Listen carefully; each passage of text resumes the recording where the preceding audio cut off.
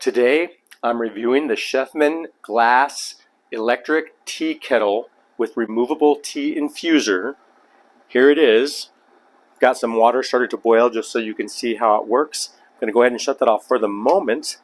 And I also want to give you a tip that is going to help you for certain situations with your tea kettle. That involves a mason jar, or maybe not a mason jar, but the tea infuser that's removable.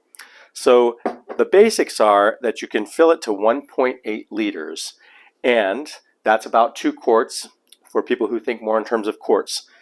The bottom line is that it works perfect just like this. First, you want to boil your water, and when you're boiling your water, it's going to shut off automatically for you once it reaches a rolling boil. You're not going to want to add your tea until you already have had the water boil.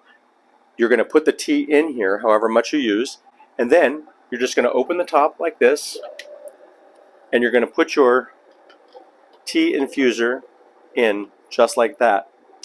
And then you can wait for it to steep. So those are the basics.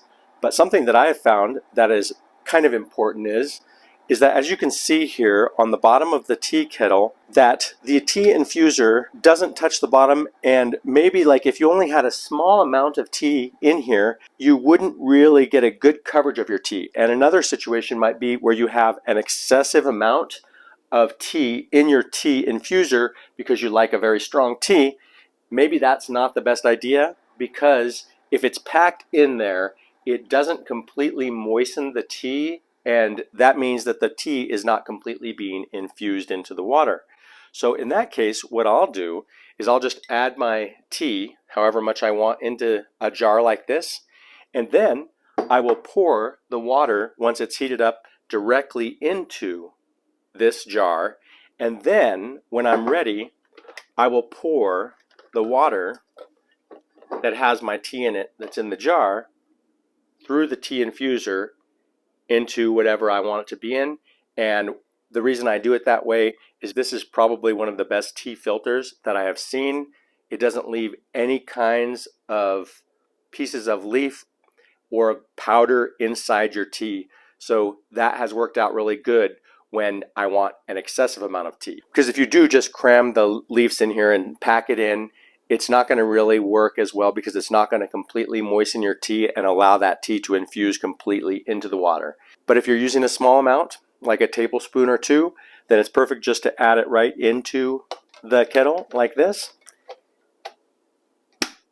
And it works awesome. And so we've been using this for over a year now. I really like it a lot. Haven't had any issues with it. So this is not recommended, but some people might want to warm their tea up inside the kettle, and if you do that, just be aware that it's not recommended. But if you do, you're going to have some buildup on the elements that are the heating elements on the bottom and also on the sides of the glass. So I have found that washing it with soap and water is nice sometimes to do. So just washing the inside of the glass and on the bottom with some soap and water, and then rinsing it out really good. So I hope you liked my Chefman glass tea kettle review, and I'll see you next time. If you did like it, please give this video a thumbs up and subscribe to the channel. Thank you so much for watching.